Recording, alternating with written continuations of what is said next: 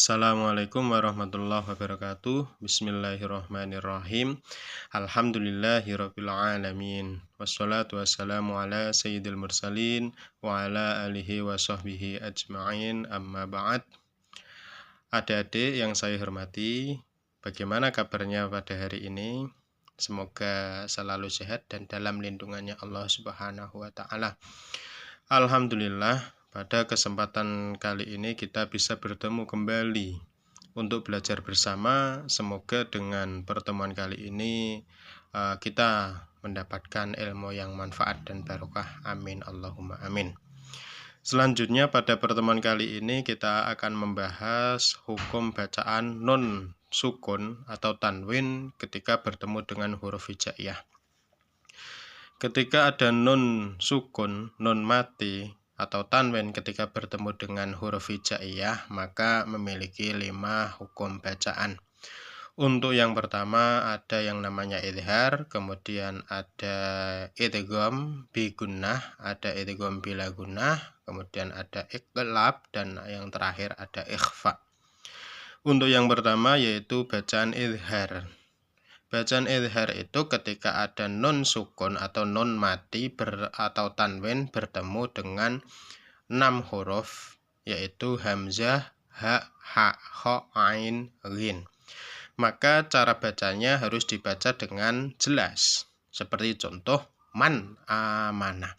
Ada nun sukun bertemu dengan hamzah, man amana. Bacanya seperti itu, harus jelas, tidak boleh berdengung, tidak boleh seperti ini, man amana, itu salah.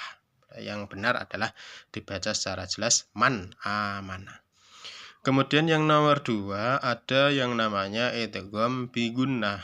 Idgham bi gunnah itu cara bacanya dengan dengung. Idgham bi gunnah memiliki 4 huruf, yaitu ya, non, mem, dan waw. Seperti contoh miwaladin, miwaladin. Ada nun sukun atau nun mati bertemu dengan wawu, miwaladin. Bacanya seperti itu, tidak boleh seperti ini, min waladin, itu salah. Yang benar adalah miwaladin. Kemudian yang ketiga ada yang namanya idgham bila gunnah. Idgham bila gunnah memiliki 2 huruf, yaitu lam dan ro. Idgham bila gunnah cara bacanya yaitu tanpa dengung. Seperti contoh milladunhu, milladunhu. Tidak kok dibaca milladunhu, itu salah. Yang benar adalah milladunhu. Atau ketika ada yang baca min ladunhu, itu juga salah. Kemudian yang selanjutnya yaitu iqlab. Iqlab itu ketika ada nun sukun atau nun mati atau tanwin bertemu dengan huruf ba, karena huruf iqlab cuma 1, yaitu ba. Maka cara bacanya ba tersebut seperti menjadi mem.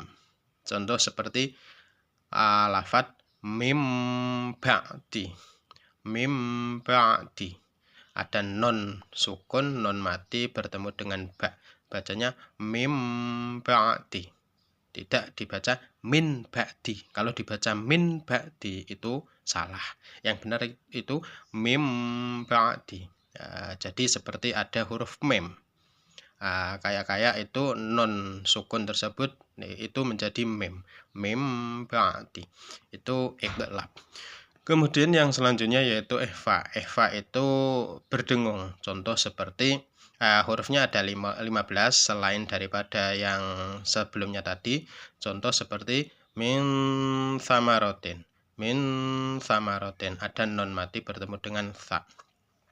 Itu adalah 5 bacaan hukum 5 hukum ketika ada non mati atau tanwin bertemu dengan huruf hijaiyah. Selanjutnya adalah mari kita membahas masalah toharoh atau bersuci. Bersuci itu ada yang namanya suci dari hadas kecil ataupun hadas besar. Hadas kecil itu nanti cara mensucikannya itu bisa dihilangkan dengan cara wudhu.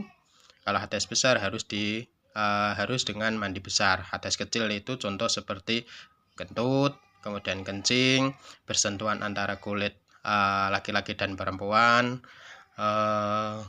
kemudian berak dan lain sebagainya. Itu ketika akan sholat maka harus dihilangkan. Lah hadas kecil itu cara menghilangkannya harus dihilangkan dengan cara wudhu. Kalau hadas besar itu harus dengan mandi besar. Contoh seperti ketika keluar mani, kemudian haid, nifas, wiladah, itu nanti ketika akan melakukan sholat itu harus menghilangkan hadas besar tersebut. Caranya adalah dengan mandi junub atau mandi besar.